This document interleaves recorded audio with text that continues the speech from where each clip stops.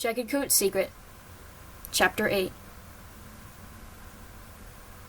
As quickly as leaffall came, it left the forest and allowed Leaf Bear to take over. As soon as December hit, white snow started to cover the trees and the ground. The water in the rivers froze, and the nights became shorter. The air started to feel colder, and prey gradually became more challenging to find. Jaggedcoat isn't too bothered by the snow, as his fur is thick enough to protect him from the cold. He and Vinestreak were often chosen by Batstar to go on hunting patrols. Hunting isn't easy because they can't blend in with the snow, but at least they can be out for a long time. Jaggedcoat enjoys his outings with the Moss Clan deputy, probably because he's Buzzardcry's older brother. Being close to his friend's kin reassured him of his closeness with him. Vinestreak and Jaggedcoat walk into camp after a few hours of hunting. We have a few squirrels dangling from their mouths. Vinestreak places his catch in the fresh kill pile, but Jaggedcoat immediately rushes into the medicine den. Oh, hello. Acorn Branch perks up at the sight of her brother. I brought this for Crowpaw. How is he? I think he'll be all right. He still hasn't woken up, but I'm trying my best to warm him up all I can. I'm just glad Marigold Paw noticed something was up. There was a hole in the apprentice's den, right? Yeah, right above Crowpaw. The poor little thing was so cold. Jaggedcoat gently places the squirrel by the young apprentice's head. Well, I hope he eats this once he wakes up. You have a good heart, Jaggedcoat. He smiles at her softly before hearing a bit of commotion outside. He narrows his eyes in confusion and peeks outside, Acorn Branch following right after him. Right in the center of camp is a tall and slightly muscular gray she-cat, her long fur and tail dragging through the snow. Her eyes are a bright blue, but her pupils are a lot smaller. "Who are you?" Vinestreak spat. "You are in Moss Clan territory." I am Rain. The she-cat's voice is soft, but uncomfortably monotone. I wish to join your clan. "Nobody knows who you are," Stormback choked, his legs trembling with anxiety. I request for you to leave our camp." Oh, come on, Stormback. Doughskip sighs. She's just a rogue, out in the cold, all alone. What's going on here? Batstar emerges from her den and looks around. Her eyes lock on Rain. I am Rain. I wish to join your clan. She sounds exactly the same as the last time she said it. No pitch changes at all.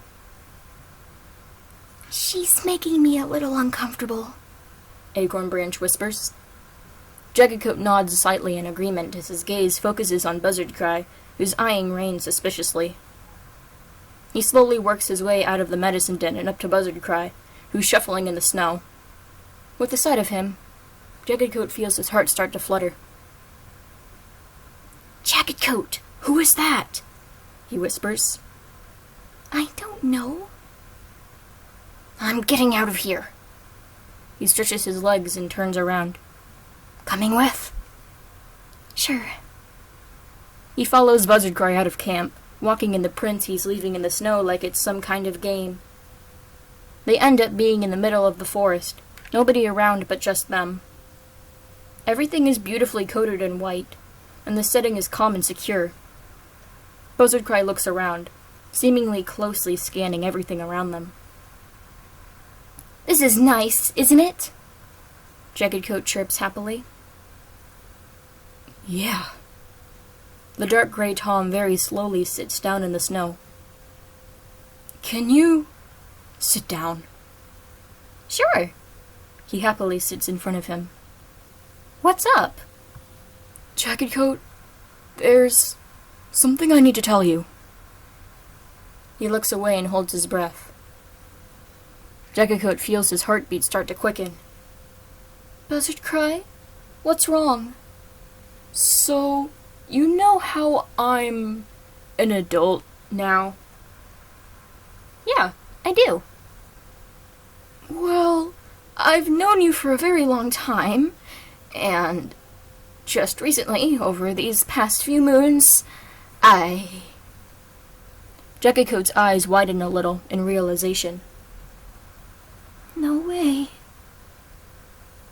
Jaggedcoat, I've fallen in love with you.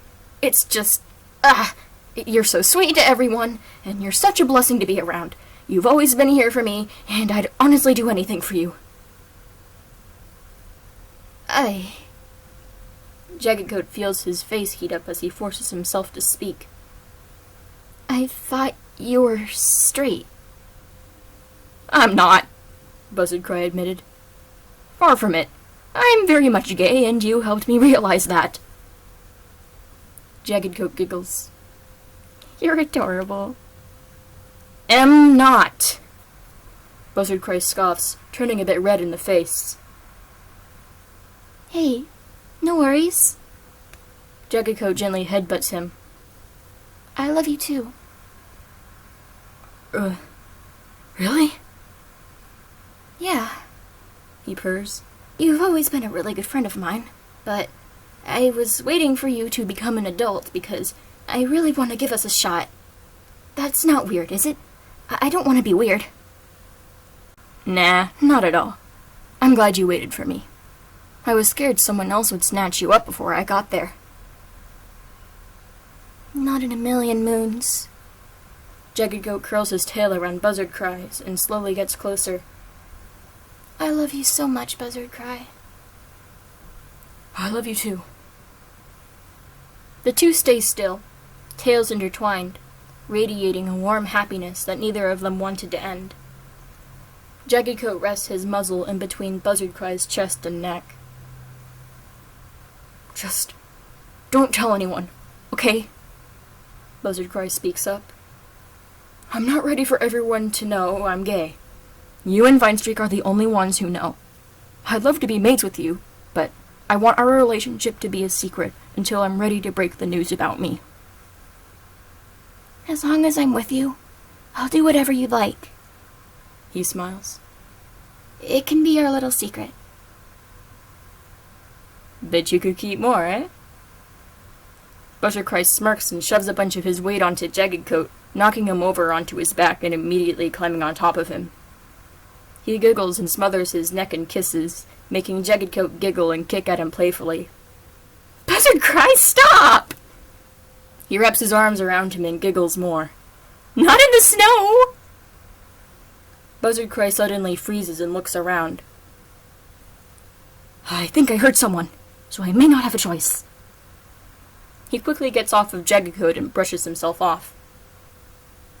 Do we have to go? Jaggedcoat slowly sits up and covers his pelvic region with his tail. Someone definitely shouldn't be catching us alone. I'll go to camp, and you can follow a few minutes later. Oh. All right. He sighs, a little disappointed. Buzzardcry smiles a little and gives him a gentle lick on the cheek. I love you. We can continue later in your den or something. I love you too, Buzzardcry. He smirks softly and turns around, speed walking back in the direction they came. Jaggedcoat takes a few deep breaths and holds his head. Did that really just happen? He slowly wobbles onto his legs and almost immediately leans against a tree for balance. He loves me. He really loves me. What are you doing out in the snow? Jaggedcoat jumps, extremely startled. He whips around to lay his eyes on a very familiar cat he thought he'd never see again. Her light blue eyes are fixated on him. Ice Willow? I said, what are you doing in the snow? Aren't you dead? I am. Then How are you here? It takes a lot of power to wander the living world. Now please answer my question. Jaggedcoat's mind starts to race, He's completely set on keeping him and Buzzardcry a secret, but he isn't sure how to cover it up. I was hunting. Icewillow raises an eyebrow. Hunting for Buzzardcry's love. How about that? Jaggedcoat feels his whole face turn bright red.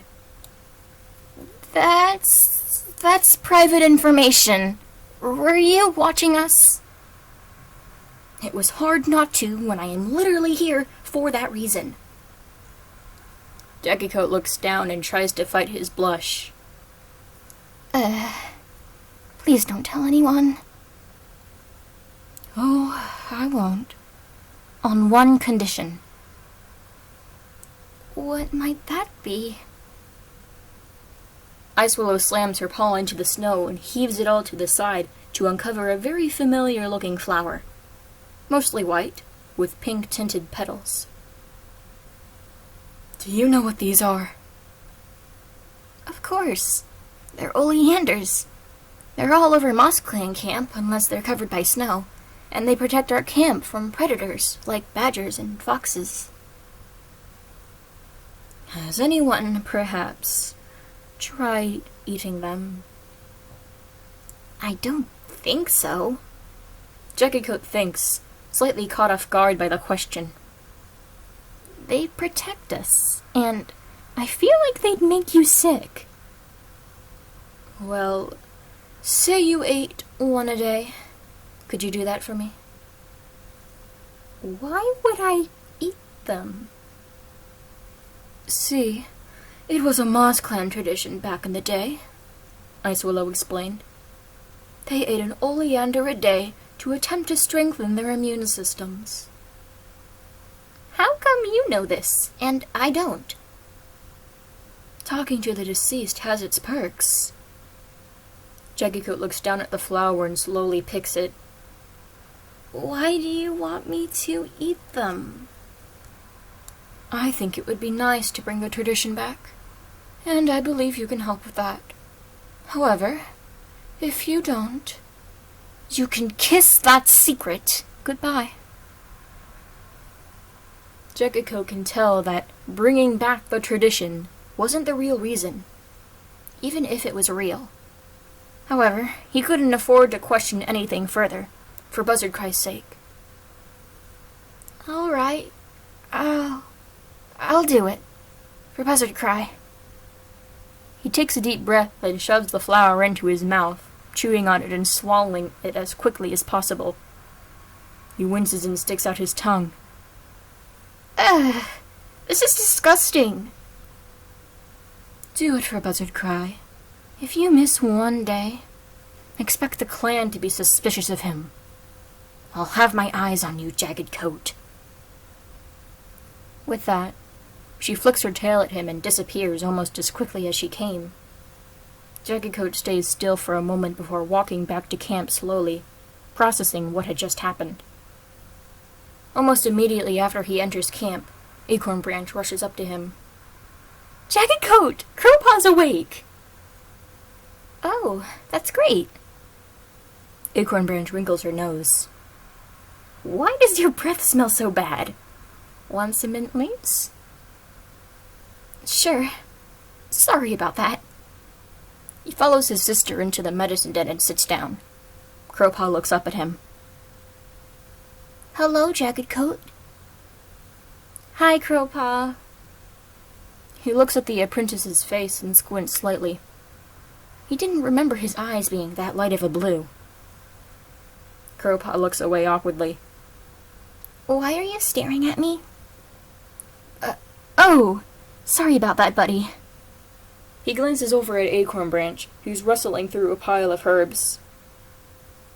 Suddenly, out of nowhere, he gags a few times and hurls in front of himself, shaking. Oh my... Jaggedcoat! Acorn Branch rushes over to him. Are you okay? I need to lay down. He stands up quickly, but immediately sits back down as he felt extremely lightheaded. Please don't move, Acorn Branch meowed. You may have gotten, food poisoning or something. I'll get you some water. She rushes outside and Jaggedcoat is left with a horrible taste in his mouth. He looks over at Crowpaw, about to apologize, but he looks completely unfazed. He's blankly staring at him. Not a single hint of emotion in his look. He felt sick.